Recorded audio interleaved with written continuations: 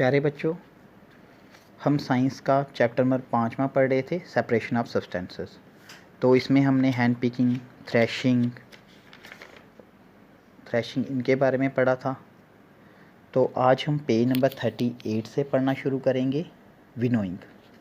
Activity 3, make a mixture of dry sand with sawdust और powdered dry leaves.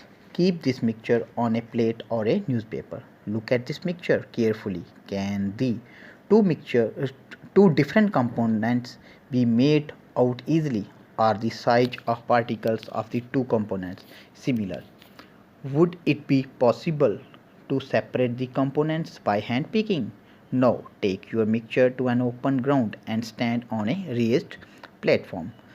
Put the mixture in a plate or sheet of paper. Hold the plate or the sheet of paper containing the mixture at your shoulder height. Tilt it slightly so that the mixture slides out slowly. What happened? Do both the components, sand and sawdust, fall at the same place? Is there a component that blows away? Did the wind manage to separate the two components? This method of separating components of a mixture is called winnowing. Winnowing is used to separate heavier and lighter components of a mixture by wind or by blowing air. This method is commonly used by farmers to separate lighter husk particles from heavier seeds of grain. The husk particles are carried away by the wind. The seeds of grain get separated and form a heap near the platform for winnowing. The separated husk is used for many purposes, such as fodder for cattle. बच्चों, हमें एक mixture तैयार करना है। पेड़ के टूटे हुए पत्ते जिन्हें क्रश किया गया हो और सैंड को भी। अब इस मिक्सचर को एक प्लेट में या न्यूज़पेपर के ऊपर रखें। इस मिक्सचर को ध्यान से देखें।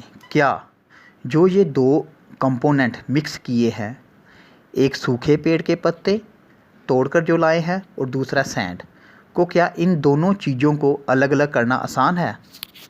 मतलब सैंड के पत्ते जो क्रश किए हुए हैं, हाथ से मले हुए हैं, मतलब कि बिल्कुल बारीक किया है इनको, और साथ में जो रेत है, इनको, इन दोनों चीज़ों को वो कह रहे हैं क्या इन चीज़ों को अलग अलग करना आसान है? क्या इन दोनों कंपोनेंट के साइज एक जैसे हैं? इन दोनों कंपोनेंट के क्या साइज एक जैसे होंगे? नहीं।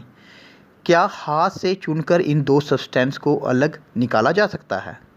नहीं निकाला जा सकता। इन दोनों सब्सटेंस को हाथ से, कभी आप घर में क्या करना, पेड़ के सूखे हुए पत्ते लेके और सैंड बिल्कुल बारीक रेत ले लेना, तो इन दोनों को मिक्स करना आप, तो क्या इन दोनों चीज़ों को आप हाथ से अलग कर सकोगे? नहीं, आप ऐसा नहीं कर सकते। अब आप पेपर पर रखे गए मिक्सचर को एक खुले मैदान में लेकर जाएं, जहाँ प्लेट में रखें, जहाँ पेपर पे भी रख सकते हैं, और एक ऊंची जगह पर खड़े हो जाएं। कोई ऊंची जगह देखें और वहाँ पे खड़े हो जाएं। आप इस मिक्सचर को अपने कंधे की ऊंचाई तक ले जाएं। अब आप इसे हल्का टेढ़ा करें, मतलब कि किसी चीज़ में डाल के उसको थोड़ा सा हल्का सा टेढ़ा करना है कि मिक्सचर नीचे गिर सके। क्या होगा? अब आप देखें कि क्या होगा। जब आप ऐसा करेंगे, क्या नीचे गिरते वक्त सॉडस्ट होगी, जब पत्ते, सूखे हुए पत्ते होंगे, उनके लीव्स होंगे, एक जगह गिरेंगे। क्या ये दोनों चीज़ें एक ही जगह गिरेंगी? जो कंपोनेंट्स हल्का होगा, मतलब जो हल्का होगा बिल्कुल, वो हवा से दूर गिर जाएगा। मतलब ये है कहने का कि जो इसके पत्ते होंगे, जो सूखे पत्ते होंगे, वो तो हवा से अलग हो जाएंगे। क्या हवा ने हमारी मदद की सेपरेट करने में?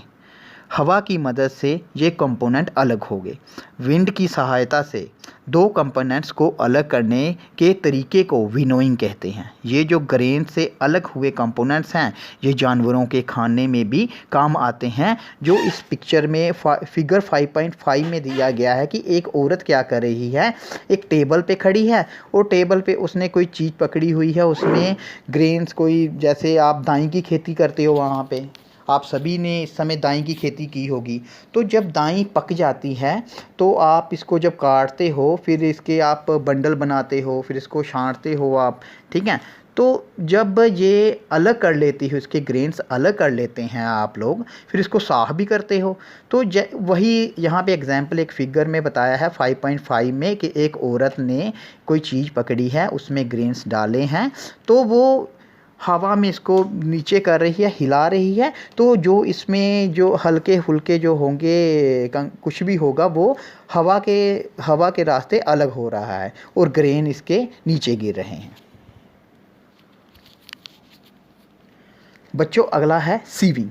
Sometime we may wish to prepare a dish with flour. We need to remove impurities and bran that may be present in it. What do? We use a sieve and pour the flour into it. Figure 5.6. Sieving allows the fine flour particles to pass through the holes of the sieve while the bigger impurities remain on the sieve. In a flour mill, impurities like husk and stone are removed from wheat before grinding it. Usually a bagful of wheat is poured on a slanting sieve. The sieving removes pieces of stones, stalks and husks that may still remain with wheat after threshing and winnowing. You may have also noticed similar sieves being used at construction sites to separate pebbles and stone from sand. Figure 5.7. बच्चों sieving, मैं इसकी आपको simple सी example के तौर पे इसको समझाने की कोशिश करता हूँ आपको मैं। सीविंग होता है छानना।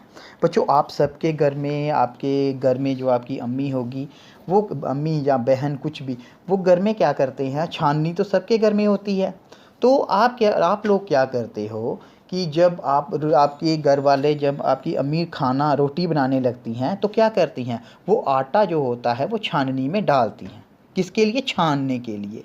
तो वो क्या होता है कि जो आटा होता है वो साफ़ आटा नीचे आ जाता है छाननी के ज़रिए, और उसमें जो इम्प्यूरिटी होगी, कोई ऐसी वैसी चीज़ होगी, कंकर वगैरह कुछ भी होगा, वो छाननी में ही रह जाता है।